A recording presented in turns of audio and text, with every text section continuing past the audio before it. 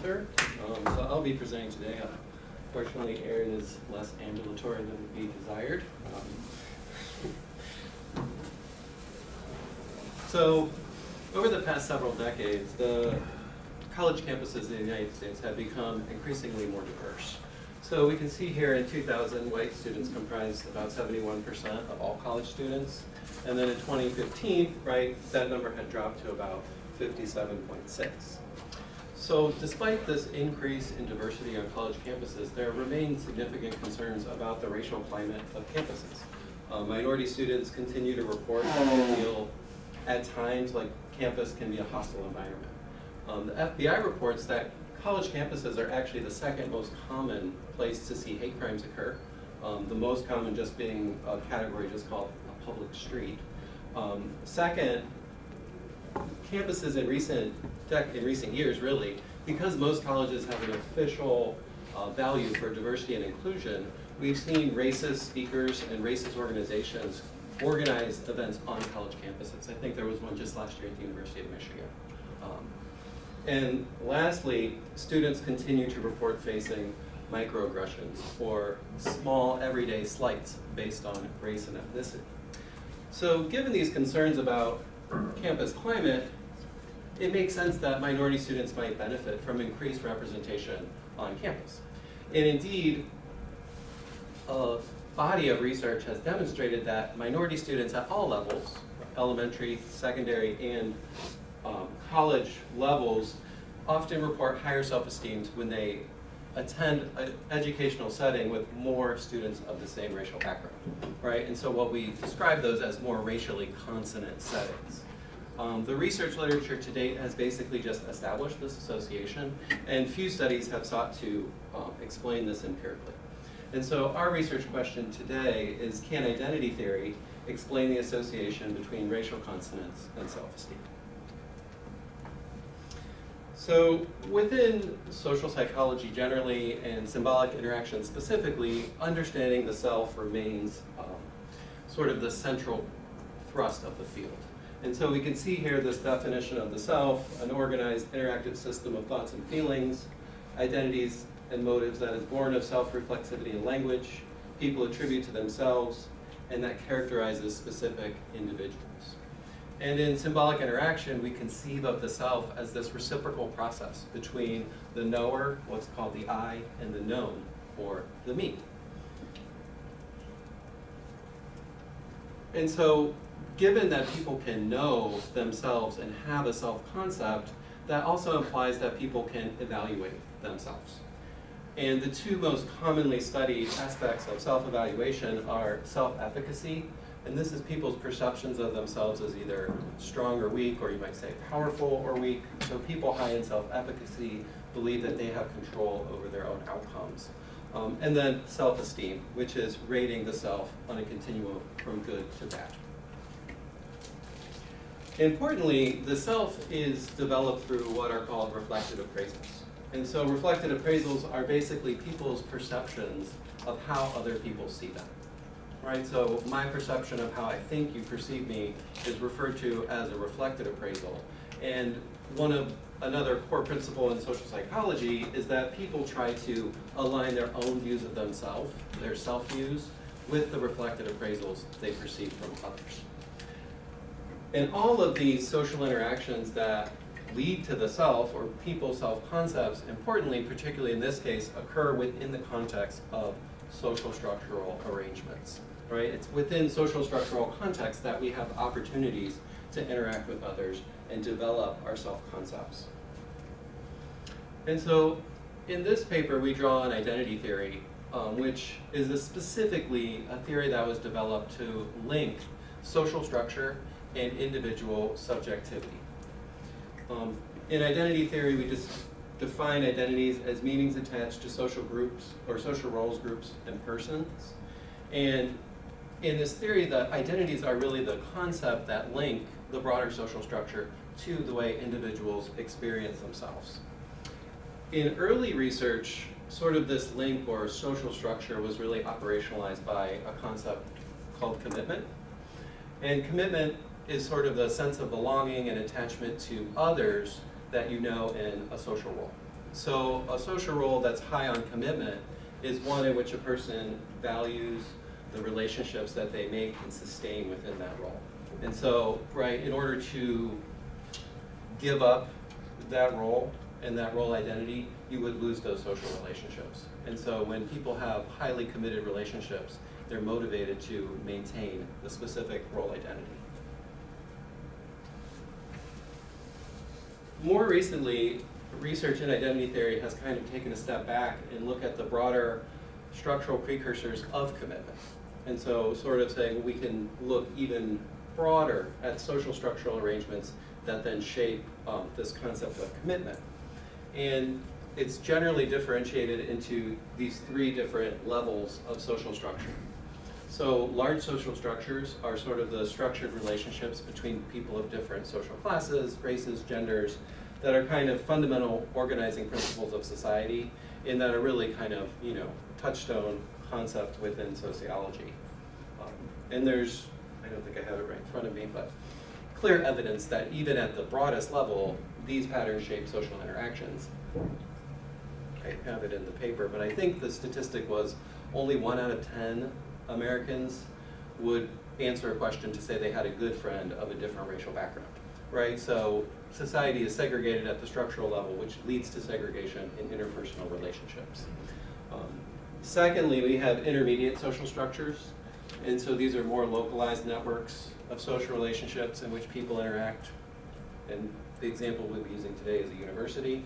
And then finally, proximate social structures are specific contexts in which identities are interacted. So if we think of a university as an intermediate social structure, right, a proximate social structure might be a student organization, a department within the university, something where the specific context of social interaction. So as I said, we conceptualize universities as intermediate social structures, and we think that it's a good fit because they do serve as this link between large and proximate social structures. There's no question that large social structural considerations shape the types of universities that students end up attending, right? Be it class, race, geography, things like that. And then within the context of the university is where specific social interactions then develop. So again, I think universities are useful here because they really do serve as this link between large and proximate social structures. So the basic argument then is that when students are in more racially consonant environments, they're provided with more opportunities to develop committed social relationships. We further argue that these satisfying social relationships lead to higher reflected appraisals or more positive reflected appraisals of students' views of their own ability or the views they think other people have of their ability, and also higher self-views about their abilities as a student. And then these higher reflected appraisals and self-views in turn are the mechanism that explains why students have higher self-esteem in more racially consonant environments. And so you can see, I don't know if you can read that, but sort of this basic heuristic model here, we've got racial consonance as the most distal factor, leading to commitment, reflected appraisals, self-views, and finally, self-esteem. Okay, so just some basic background on what's known about racial differences and self-esteem more broadly. Early researchers hypothesized that minorities, and most of the early research was specifically on Black Americans, would have lower levels of self-esteem given their lower standing in society in general. However, the research is really consistent that that is not the case, right? So study after study over years has documented that Black Americans have the highest level of self-esteem of any racial group in the United States. And they have particularly higher self-esteem than one would predict based on their socioeconomic status. So there's been a variety of explanations for this sort of paradox about why Black Americans have the highest self-esteem. So some researchers have suggested that Black Americans really discount the jaundiced views of whites and rely on self-reflected appraisals from other Black Americans. Other research has thought, maybe Black Americans protect their self-esteem and to some degree, rightfully attribute lower social status to ongoing racism and discrimination. And finally, there was some research, particularly in the 70s and 80s, that really tied Black American self-esteem to racial pride. But all the research really casting the issue in specifically racial terms. So far less research has been conducted on self-esteem of Hispanic Asian Americans. The research that often has framed this again kind of around their status as ethnic minorities, looking at the relationship between self-esteem and how they rate their group as a whole, looking at a concept called immigrant optimism, which would suggest that the ethnic minorities who end up in the United States are fundamentally different because of a selection process, and so maybe this is why would shape their self-esteem.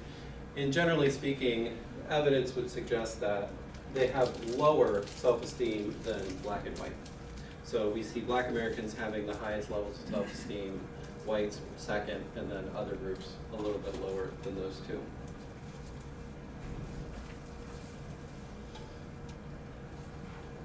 So the research on racial consonants and self-esteem, as I mentioned, has been really consistent in showing the positive association. It's really kind of fascinating when you go back and look at the research literature, because a lot of the research, the early research came right after, before and after the Brown versus Board of Education decision. So partially this decision was based on the idea that segregated schools led to Black children having lower self-esteem, right? Because it reinforced this sort of lower status in society. Well, it turns out the research suggested the exact opposite pattern, right? After desegregation, the self-esteem of Black students got worse, right? As they attended more integrated schools. And so, I guess kind of a side note, but part of the reason for this is because it's important to consider the types of schools that they ended up in and the types of educators that they had. So in 1935, I just wanted to read this quote here from W.E.B. Du Bois, talking about the idea that potentially having desegregated schools. So he remarked, "We shall have a finer, better balance of spirit, an infinitely more capable and rounded personality by putting in children in schools where they are wanted and where they are happy and inspired, rather than thrusting them into hells where they are ridiculed and hated." And this is a lot of what happened after desegregation, right? Hundreds, if not thousands, of Black teachers were laid off. Black children after desegregation were far more likely to have a white teacher, and they were really oftentimes placed in pretty hostile environments. But kind of again, the impetus for researching the relationship between racial consonants or racial composition and self-esteem really did originate after the desegregation decision.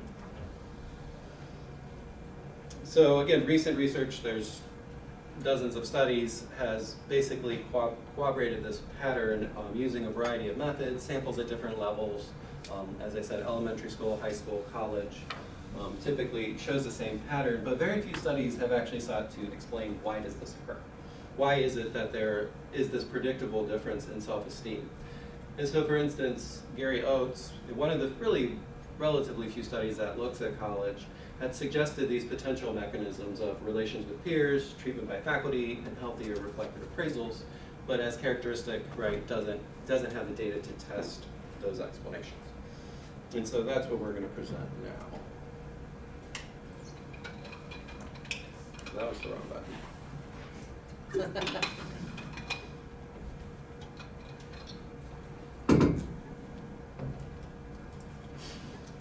So the data for this project come from the winter 2007 wave of the science study. This was a project that I was involved with when I was a graduate student. So the science study was a national longitudinal study of students. Then a decent proportion of the students were specifically enrolled in minority enrichment programs, TRIO programs, other things like that. And then there was also sort of a quasi-control group of students who were not. But it's primarily minority students in these data. Certainly not nationally representative. It was selected, sort of recruited through directors of programs and things like that.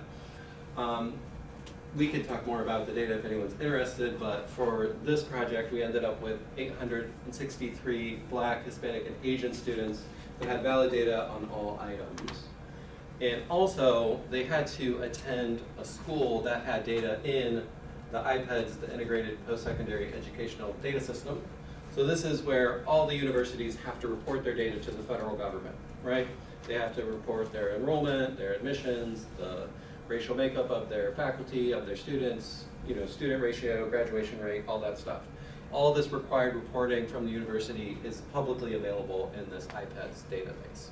And so we used the data from IPEDS, linked it to the university the students were attending in order to create these contextual variables. So our primary dependent variable here is self-esteem. This is pretty standard Rosenberg self-esteem scale. You've probably all taken several of the questions at your doctor's office, right? When they give you the little depression screener, how often have you felt down in the last 2 weeks?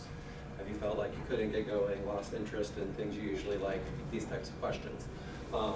The independent variables, like I said, racial consonants of the university. So we have two different measures. We have one for percent same race students.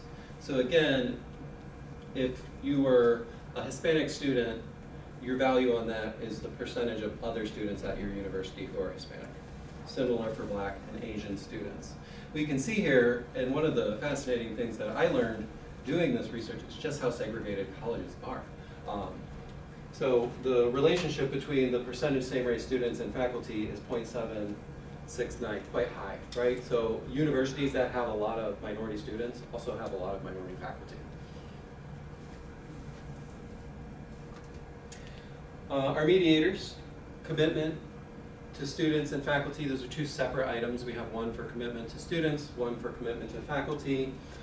These are combined measures. So again, we said commitment was how committed you were to the people you know in a social role.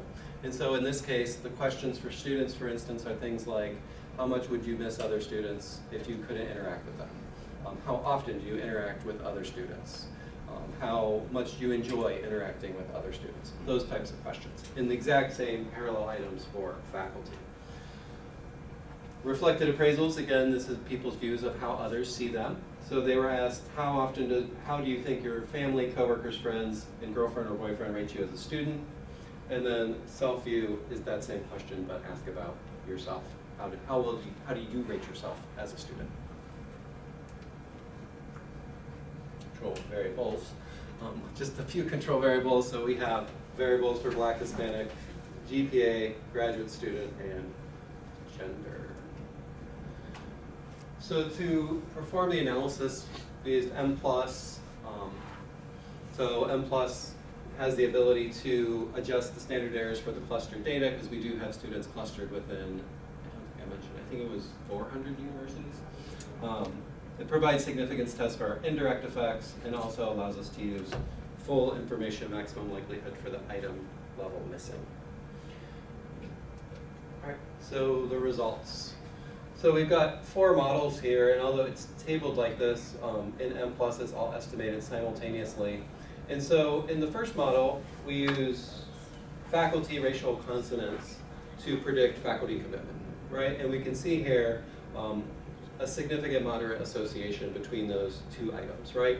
And that's primarily the driver of this whole process, is that we do find when students attend universities with more same-race faculty, they show more commitment to faculty. In Model 2, we see faculty commitment, then in turn, has a positive effect on reflected appraisals, right? So students who are more committed to faculty also believe that faculty and others view them more highly as a student, right? View them as having better ability. Model 3, self-views, is the dependent variable, which again is significantly related to commitment and reflected appraisals. And then in Model 4, as we saw, reflected appraisals and self-views significantly predicting self-esteem, right? And so the models really are consistent with our conceptual approach here, that, and we can see in the green here, after controlling for all these factors and controlling for this process, there is no association between racial consonants and self-esteem, right? And so we've shown that that is explained with this process. The original association between the two, it wasn't huge, but I think it was around 0.25, somewhere in that range. And so fully mediated by the model. Table 2 is the exact same results, just using student racial consonant, and student commitment. And so again, here we see, right, a significant association there, which is really the key association driving this pattern, and then the same similar pattern. And it's also notable that racial consonance here has no direct effect on reflected appraisals or self-views or self-esteem, right? And so the entire effect of racial consonance on self-esteem is operating through these other factors. All right, so I think this research has sort of two primary implications. I mean, first, as in a more insular way, perhaps, it continues to build on this research in identity theory and really showing the efficacy of how identity theory can help us understand how social structure affects individual subjectivity. Moreover, providing empirical support now for an explanation of the link between racial consonance and self-esteem that to date has been merely a theoretical link, right? Very few empirical studies that have even attempted to explain this association. As I alluded to, the other interesting implication of this research, and I think is a really interesting area for future work, is the excessive segregation at colleges and universities, right? I mean, I'm in sociology. There's a ton of research on racial segregation, neighborhoods, elementary schools, high schools. There's almost nothing on racial segregation in college. But what you see when you look at the pattern is that colleges mirror the rest of the educational system, and they're highly segregated. So we can see 2012, one of the few papers I could find even on this topic, I think the guy was in economics. We won't hold that against him. The average white student attended a university, 88.2% white, and the average black student attended a university that was 52.4% black. So pretty striking numbers at the university level. I think these patterns really suggest the increase in minority representation overall has been a function of minority students being primarily concentrated in specific minority serving institutions, right? Hasn't been equal across all educational sectors. So the implications of that for, I mean, not only something like self-esteem, but all sorts of other outcomes is something that I think could be a really interesting area of research. So that's pretty much it. I just wanted to end with, so this paper will actually be appearing in an edited volume next year. And the edited volume was in honor of Sheldon Stryker, a wonderful professor and a great person, and someone I was honored enough to have the opportunity to work with. And he was sort of the founder of identity theory. So I wanted to give Shel his due there. Thanks.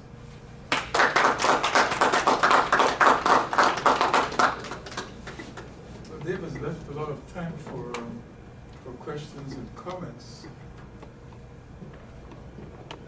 I have a question. Sure. Good job. My question is about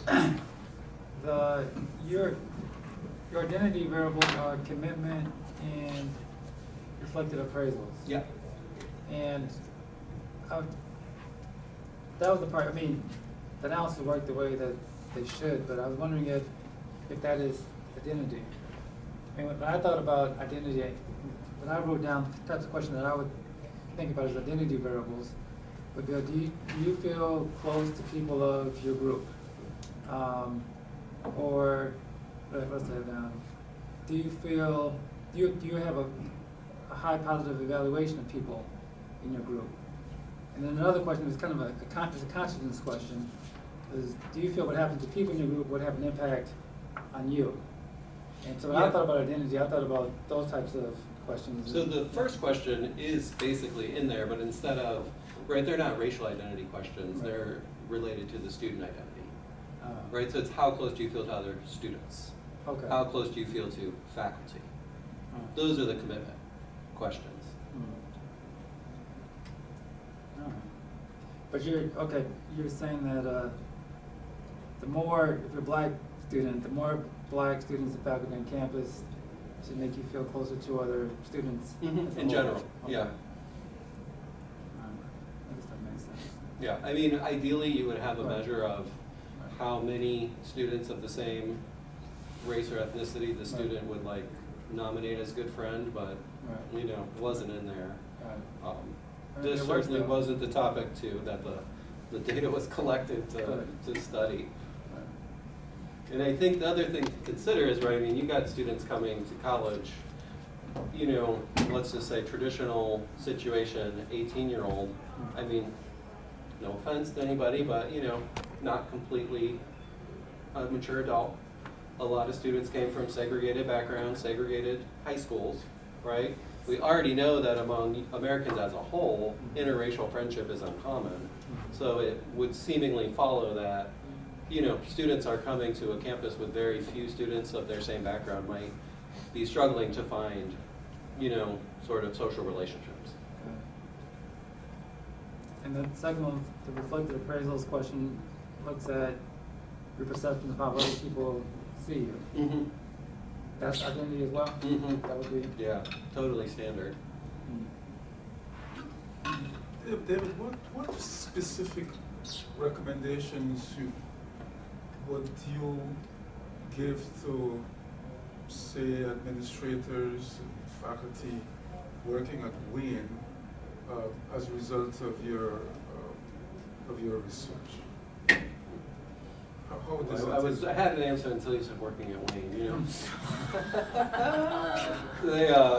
I think it was just at the safest level, just it's something to be aware of, right? You know, and the administration should be cognizant of, you know, making sure any potential issue is dealt with in an appropriate way. I mean, I think we've been pretty fortunate here that we haven't had, you know, the same degree of issues as some other campuses have, you know, and I mean, seemingly, maybe just my perception, the South has more of an issue, you know, where you'll have issues where, you know, racist messages are left on a faculty's door or in a dorm room or, you know, stuff like that. But I think more generally, thinking about the implications for any sort of policy is that particularly administrators at highly segregated institutions should really consider what types of policies can be put in place to ensure a critical mass of students of certain backgrounds, you know, so that everyone is sort of feels comfortable. Whitney? You said this was about 400 universities? Yeah. Like, so roughly 200-ish students across, was it equally kind of distributed? Not completely, but And this is across the US? yeah, it was across the US, but it was, again, because it was targeted for minority students and because of the segregation, you would have had an overrepresentation of California and Texas. Right. What about that database that's free and stuff? Do all institutions participate in that? Okay. If they get federal money, Okay. they have to. Okay. So private institutions might not? No, they do, because they still get federal grants and their students use Okay, yeah, financial that's, aid. okay. The only people, so there were some people who were in schools that weren't, it was like that one that's like Hatler taught on, the one that's on a boat. You know? Oh, semester at sea or Yeah, something like that? they're not in there. Something like that, gotcha. I think Well, that's maybe- like what, international waters? Uh-huh. I don't even know. Is that maritime law? I don't even know. Yeah, go ahead. Any effort to play these variables out into achievement? You know, good question. Good question. The issue is there's not a ton of variation on achievement in this data set because it was students who were in these enrichment programs who tend to be high achievers and then specifically students who look like them. But I think the question with a more nationally representative data source, that would be a great question. I assume the research was performed while these students were still undergraduates. Yeah, well, there So- were some were graduate students and there was a control for that, but it was mostly undergraduates. Right, you know, Yeah. because finding measures for achievement at that level might be Exactly. rather difficult. Mm-hmm. So suppose if you could take the same students 10 years out. Yeah. You know, Mm-hmm. Yeah. I don't know if anyone is, well, I was thinking about a question between self-esteem and grades as has been asked. I wonder if has anyone looked at the connection between self-esteem, to get people to pay attention to this, if there's a connection between self-esteem and college experience, how, did you have a good college experience, as well as self-esteem and willingness to donate money to the university upon graduation. No, seriously. Because if, you find that, the more racial representation on campus, the more people have, the better people feel about the college experiences and the more willing they are to give money to the university. And then, I think people would pay attention, I think so too. Especially if you went to these people like 10 years later, and you found out, and you asked, how much money have you donated to the university, and if there's a connection, then university administrators are like, okay, all right, okay, maybe we should pay attention, pay attention to this. They did that study at Duke. They did, okay, what did they? I can't remember, I have the report somewhere though, but they did they started one year, we're gonna start surveying all the freshmen, all sorts of things about extracurricular activities, how many friends you have, how much do you like your friends, do you having a good experience, and then with the goal being, how do we ensure alumni donors? Right. Oh. Right. But that's how, the sociology department got the administration to pay for it. Right. If there's that connection, then people pay attention. They say, okay, then it's not just social justice. It's not just the right thing to do. It's this actually will economically benefit the bottom line of the university. Yeah. There was I think I saw something yesterday in the Pew, and I found that 70% of people say that the university should not take into account race and admission decisions. Yeah. But I know if there's money connected to it, then people would. Administrators, I imagine administrators would say, well, this is important for these reasons. There's actual an economic benefit. Yeah. Having a racially representative campus, people feeling good about their college experiences, it's good for everybody, not just the right thing to do. Yeah, and so I stand by the study, and I think it is good. I don't know if it's quite ready to be cited by the Supreme Court or anything, but given different data in the same pattern, you could see, this kind of evidence being part of these types of legal discussions in terms of, race as a factor. Right. Is that, Go ahead. is the identity theory used is different than social identity theory? Yeah. Okay. It's very confusing. Yes. Okay, so what's the premise of this identity overall? Yeah, so the premise overall, there's several different goals, but it's just kind of, again, to sort of see how do social structural patterns lead to interactional patterns that lead to differences in how people in people's self-concepts. Yeah. Because the social identity theory has been tested for a while. Yeah. And there is a lot of research on campus climates that has been used to do that kind of work. I'm not sure if it's related to the self or the evaluation self-esteem. Yeah, because usually those are typically more related on how people view different groups and, right? Another question on the survey about the student as a first-generation student or their SES background growing up.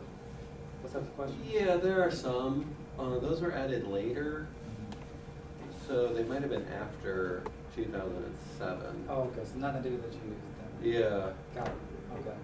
I wonder if that would moderate some of the relationship. Yeah, definitely. So we tested moderation by race, major, gender, and there wasn't much Wasn't much, okay. difference. Yeah. Got it, got it.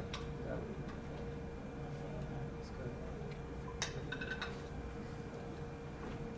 It's interesting. It's the first one in SES.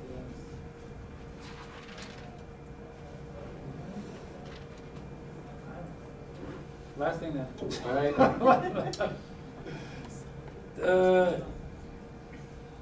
To me, the results make a lot of sense, but it seemed like there is there is pushback to these racial diversity initiatives. There was you may have heard of it, U of M Blunt professor filed a lawsuit against Wayne State for the Black Girl STEM program. I can't remember the name of it. It's like Black Girls Do Science, something like that. Yeah, yeah. And his suit maintains that one, it goes against the 2005 ballot initiative in which race is used as a means for admission decisions. And so I'm not sure how far along the lawsuit is, but there's an article in the paper yesterday, a couple days ago, about his like his disdain for the program. So I mean the findings make sense, but there's also it seems like there's an anti-diversity push among some segments. Absolutely, right. I mean, it's been I can't think of the acronym, but I mean, there's a national group whose goal is to, end any consideration of race, and so they're the ones who, continually file all these law school lawsuits. I mean, the last one was at Harvard. Texas. The Harvard? Well, Harvard now, they're taking a different tack where they're saying it's discriminatory against Asians. Asians, yeah, I just heard about that. Because they had a huge case, Abigail Fisher. Yeah. Texas at Austin. Yeah. And so, I mean, I think everybody who follows this kind of thing was expecting it to end then, and so miraculously the Supreme Court did not. They upheld UT Austin's standard, but I mean, it's definitely ongoing. Right. Didn't the Department of Education, led by DeVos, just a year ago sent out a memo saying not to consider race in admissions? Was I wrong That's true. in hearing that that it actually been sent out to universities that they were not to consider there was a guideline, to not consider race when admitting students? Yeah, I didn't hear about that specifically, but it would make sense, right? Okay. It would be a non-binding kind of guideline. Right. Okay, and those types of memos, I'm not sure if this is in your area of expertise. What degree do the institutions have? What obligations do they have to follow these memos, or are just suggestions? I think that in that case, they're just suggestions, Okay. and I think it varies by state. Oh, you mean certain states can mandate that these are Well, like followed? Michigan has Okay. probably the worst laws. Right. The Huh. ballot initiative. Because of Prop 2. Yeah. Yeah. Right. Proposal 2, 5. Yeah, that's tough. It's a good talk. Good job, y'all. Thanks, everybody.